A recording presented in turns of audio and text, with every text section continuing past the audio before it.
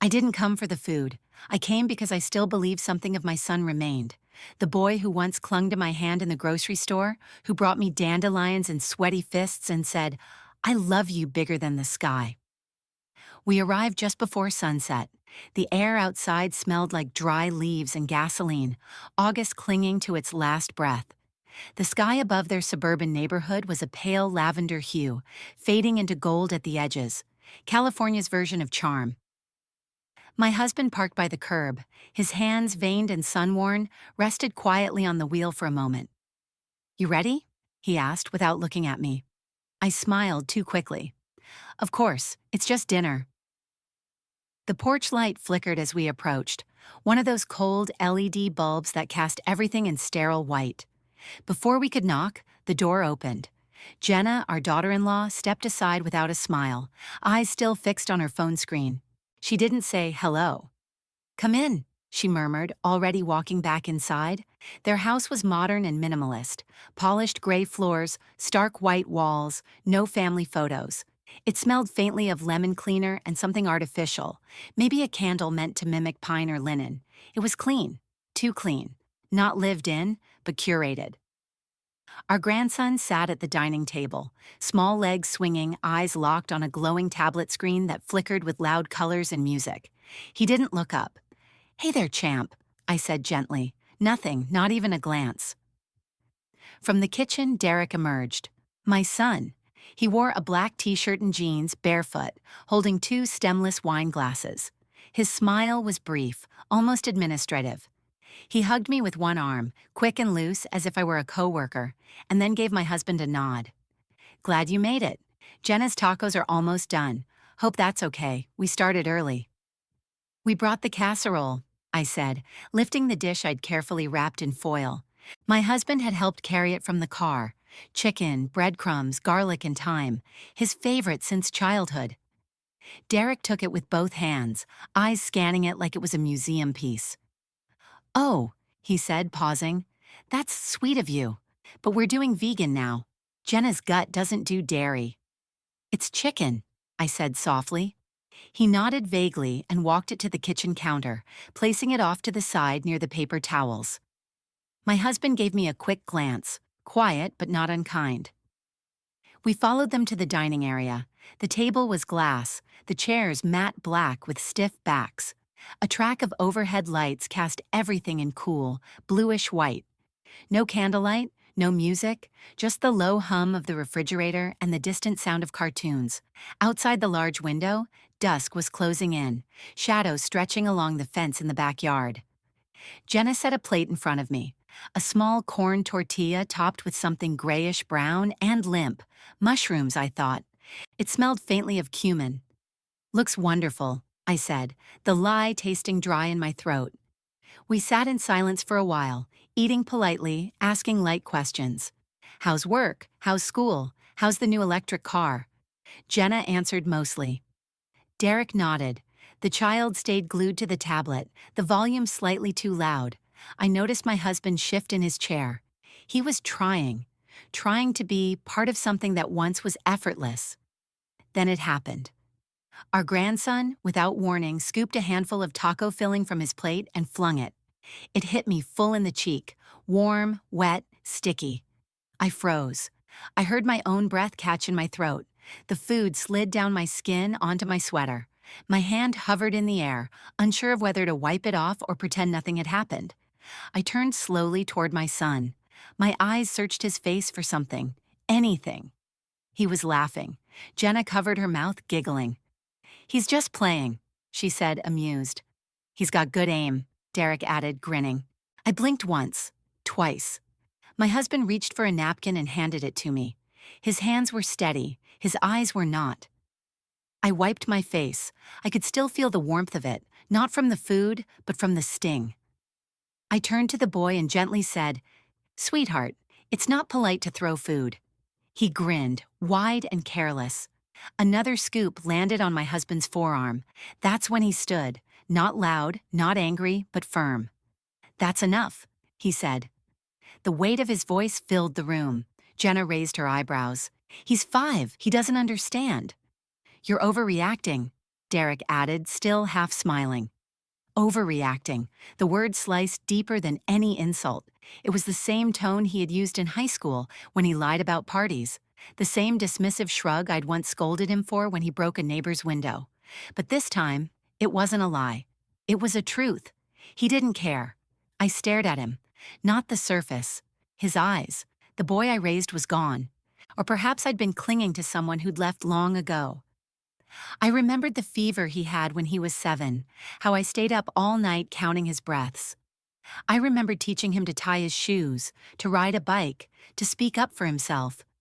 I remembered the first time he told me he hated me and how I still made his favorite breakfast the next morning. And now, he let his son humiliate me and called it play. I placed the napkin neatly on the table. My hands were trembling, but I folded them in my lap. "We should probably be heading out," I said quietly. Derek looked surprised for a second. "Already? You just got here." "It's a long drive," I said. Jenna shrugged. "If you're tired." Tired? I wasn't tired. I was unraveling, quietly, completely. We left their house without another word. Jenna didn't walk us to the door. Derek gave a hollow "thanks for coming," as if we had dropped by uninvited. At home, I waited. Maybe a message. Maybe even a half-hearted apology. Nothing. The next morning, sunlight poured through the bedroom curtains in gentle streaks. It painted the carpet in gold, but it didn't warm me. I sat at the edge of the bed. My husband was still asleep, his breathing slow and deep. I stared into the mirror across the room. I didn't recognize the woman looking back. Lines around the eyes deeper than I remembered. A dullness in the eyes. Not from age, but from being slowly, quietly erased. I picked up my phone. Still no messages. I opened the photo gallery and scrolled back, months then years, looking for him. The real Derek, the one who used to press his small hand into mine and say, "Don't let go." There was a photo from his 12th birthday. He was laughing, covered in flour from our attempt at baking. I had burned the first batch. He said they still tasted perfect. In that moment, I had felt like the center of his world. I touched the screen, trying to hold on to that version of him, but that boy was gone. I remembered other things too. Little things. The way Derek stopped calling as often after the wedding. The way Jenna corrected me in front of guests when I mentioned something about how Derek used to love chocolate. "Oh, he's over that," she said, rolling her eyes. There were no photos of us in their house. None of Derek's childhood either. Just sleek black frames with abstract art. Clean, cold. I remembered when their son was born. We were told we could visit later in the week. We waited by the phone for days. When we finally saw him, he was already almost a week old. Jenna handed him to me with one hand, like passing a receipt. Even then I smiled. I cooed. I said, "He's perfect." Because that's what you do when you're trying to belong. I had spent years pretending I wasn't hurt. Years minimizing slights and cold shoulders. When we helped with the down payment on their home, we received a short text. "Thanks again." That was it. No card, no dinner, no invitation to see the house after closing. When I called Derek for his birthday last year, he didn't pick up. I left a message, sent a gift. He called 3 days later, said, "Oh yeah, thanks." That was nice. Not warm, not even interested. I had convinced myself he was just busy, but now I saw it for what it was. Neglect disguised as normal. I realized then that I had been holding on to a version of him that no longer existed, or maybe never did. I was trying to make him care. Meanwhile, our daughter never missed a call. She visited, she brought the kids, she asked about our health, our stories, our opinions. And I had pushed that aside in my mind because I was too focused on the son who didn't want me. That evening, I sat out on the porch. The sky was painted in soft streaks of orange and blue. Crickets began to chirp in the distance. The breeze was cool against my skin. I wrapped a blanket around my shoulders and sipped the tea my husband handed me. He didn't say much. He never needed to. But after a long pause, he said, "We don't need to keep letting them do this." I didn't argue. I didn't defend. I just nodded. Because I knew he was right. It wasn't anger, not anymore. It was a kind of quiet grief, the kind you don't cry about, the kind that makes you sit still and stare at nothing. That night, a decision began to form in the silence. not out of revenge, but out of self-respect. The day after that porch conversation, I didn't wake with peace. I woke with purpose. A stillness inside me, cold but steady. It was the kind of quiet that comes after too much noise. When you've cried all you can cry, and something inside you goes still. Not empty. Focused. It was early. Pale light crept through the blinds in lines across the carpet. Outside, the sky was colorless, stretched thin with low-hanging gray clouds. The kind that promise rain but don't rush to deliver it. The kind that make everything look more honest. The house was silent, except for the steady tick of the clock in the hallway and the soft groan of pipes warming up. I walked to the kitchen, barefoot on the cold floor, and brewed a pot of coffee. The aroma filled the air, dark, bitter, grounding. The only sound was the faint hiss of the coffee maker and the slow drip into the pot. No call, no message, not even a short text. Derek hadn't followed up, not to check how we got home, not to ask if we were okay, not to apologize. His silence felt deliberate, but more than that, it felt easy for him. That's what hurt most. How easy it was. I poured myself a cup and leaned against the counter, steam brushing my face. I thought of all the times I had rushed to him, to help, to support, to listen, to comfort, and how little he reached back. The rain began in soft taps against the kitchen window, gentle like fingertips. I watched as droplets streaked down the glass, merging and separating like they were deciding whether to stay or fall away. I turned and opened the hallway closet. From the top shelf, I pulled down the brown file box marked Estate. We had packed it carefully years ago. File folders, envelopes, labeled tabs. Back when we still thought of Derek as our legacy. Inside, the will, the living trust, property deeds. Documents meant to safeguard everything we had worked for. And Derek's name was on every one. He never asked for it, but we had given it freely as parents do. As a promise, as a symbol of trust. But now that trust felt misplaced. He had looked at me with a smile while I wiped food off my face. He had laughed when his son threw it. He called it silly, and afterward, he offered nothing, not even the simple words, "I'm sorry." I sat at the kitchen table, the file box in front of me, papers spread like puzzle pieces. My husband walked in quietly, his slippers soft on the tile. He looked at me, then at the table. He didn't need to ask. His voice was steady. "Do you want me to call the notary?" I nodded once. "Yes." He picked up the phone and walked into the other room. By 2 o'clock, we had an appointment. The rain had picked up by the time we left the house. The windshield wipers moved in slow rhythm, brushing away the blur. The streets were quiet, sidewalks slick, trees swayed gently in the breeze. The notary's office was small, tucked between a hardware store and a dry cleaner. Inside, it smelled faintly of old carpet and printer ink. A ticking wall clock hung slightly crooked above a desk with artificial orchids wilting in a chipped vase. We were greeted with polite nods, no questions asked. They didn't need to know the why. The paperwork took less than 30 minutes. Derek's name was removed. In his place, we added our daughter and a small local shelter we had donated to every Christmas. We had thought about including our grandson, but neither of us felt certain he'd be taught to remember us with warmth. As I signed each line, I felt my hand tremble, not from hesitation, but from the weight of release. With each signature, I felt lighter, like a cord was being untied inside me. A tether finally cut. On the way home, the rain slowed to a drizzle. The clouds thinned but didn't break. We didn't talk. The only sound was the turn signal clicking as we pulled into the driveway. At home, I returned the papers to the file box and placed it back on the closet shelf. It made a quiet thud as it landed. Final, satisfying. No announcement, no drama, just a clean shift. I made a cup of tea and sat at the kitchen table. My eyes landed on the family photo album that sat tucked between cookbooks on the shelf. I pulled it down. The pages were thick, glossy, worn at the edges from years of use.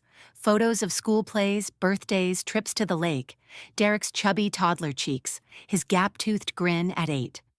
A picture of him asleep on my lap, his arms limp, his face at peace. One photo held me still.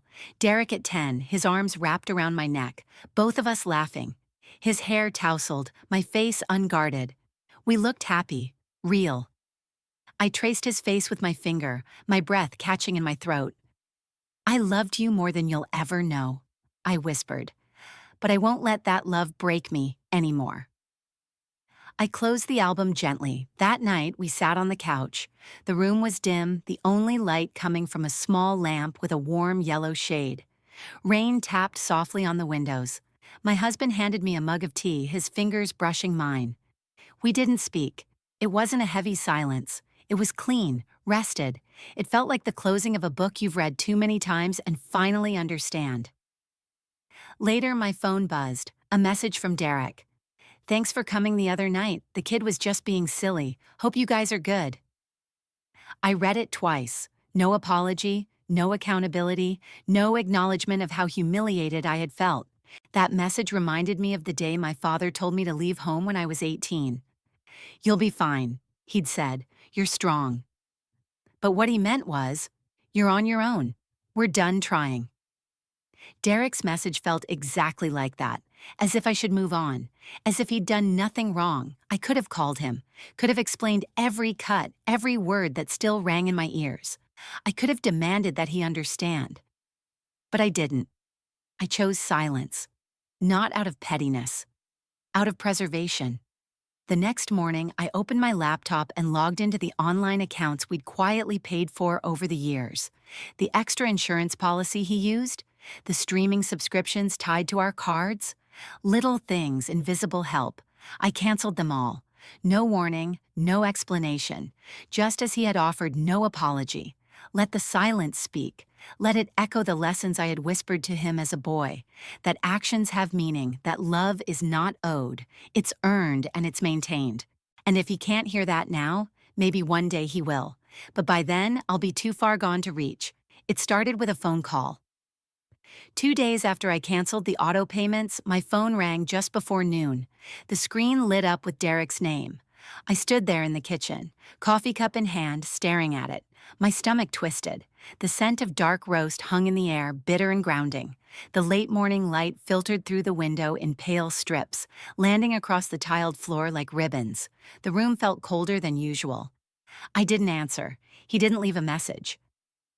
10 minutes later, a text came in. "Hey, our internet's down. Did something happen with the account?" No greeting, no warmth, just a problem to solve. I placed my phone face down on the counter and turned toward the laundry. The dryer rumbled low in the background, a steady hum echoing through the hallway. I folded the clothes slowly, feeling the soft fabric under my fingers. The scent of clean cotton filled the room, comforting in contrast to the bitterness inside me. An hour later, another message. "Also, our streaming service isn't working.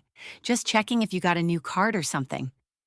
I sat down on the couch, the freshly folded laundry stacked neatly beside me. I stared at that second message for a long time. The light had shifted now, clouds rolled in, muting everything outside. The trees swayed lazily in the wind. Shadows crept across the floor. Not once did he ask if I was okay. Not once did he wonder if something was wrong, beyond a disconnected bill. There was no, "Mom, are you all right?" Just, "Why aren't the things you quietly pay for working anymore?" My chest tightened, not with guilt, but with the familiar dull ache that had settled there long ago. The kind of ache that comes when you realize someone only notices your absence when it inconveniences them. The kind that makes your breath catch without warning. By evening, the calls started. Jenna first. The ringtone echoed too loudly in the quiet kitchen. I let it ring. Then came the voicemail. "Hey, we noticed a few accounts got cut off. Not sure what's going on, but this isn't really a good time for surprises. Maybe we can talk." Her voice sounded controlled, like she was balancing on the edge of annoyance. Not even a trace of concern. Not a single word asking how we were. Just a nudge to get things back in order, for her convenience. I went to bed that night without replying. Rain tapped against the bedroom window, soft and steady.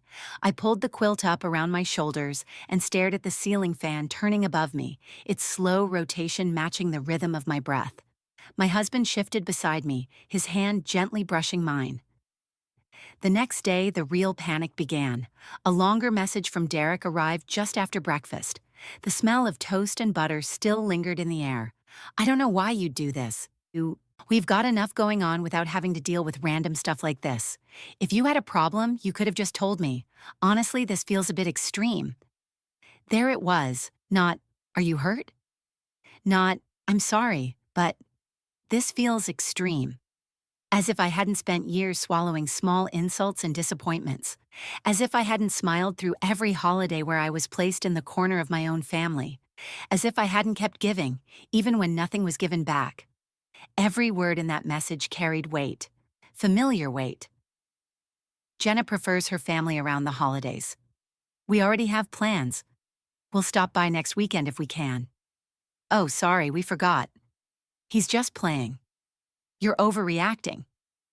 Each phrase echoed years of quiet rejection, years of being placed second, years of smiling while my heart sagged a little lower in my chest. How many times had I offered help and been brushed off with condescension? How many times had I bit my tongue when they mocked the gifts I chose, the meals I made, the traditions I tried to pass on? I set the phone aside and walked to the window. The yard outside was quiet, the garden still damp from yesterday's rain. A few birds pecked at the feeder. Life was going on. My husband sat across from me at the table, newspaper in hand. He looked up, saw my face, and didn't ask. He didn't need to. They're spinning now, I said quietly, watching a blue jay flutter from branch to branch. He nodded. Let them. It felt cruel to say, but it also felt like freedom. We had carried them, emotionally, financially, silently, for too long. We had been the safety net they never acknowledged, the invisible support they leaned on without thanks. And now that it was gone, now that the cord was cut, they noticed, not us, not our silence, but their inconvenience. By mid-afternoon, my sister called. I saw her name and already knew Derek had pulled her into it. Why didn't you just talk to him? She asked, her voice carrying that same sharpness I remembered from childhood. I sat down on the edge of the bed, the phone pressed to my ear. I did, I said, for years, in every quiet way I knew how. She paused. Still, you've shaken everything up. Shaken it up. Had I? Or had I finally let go of something that was never mine to carry alone? That night, we ate dinner by the window. The sun had returned late in the day, casting a soft amber glow over the backyard. Our plates were simple: roasted vegetables, warm bread. The smell of rosemary lingered in the air. We didn't talk much. We didn't need to. The silence between us wasn't heavy anymore. It was peaceful.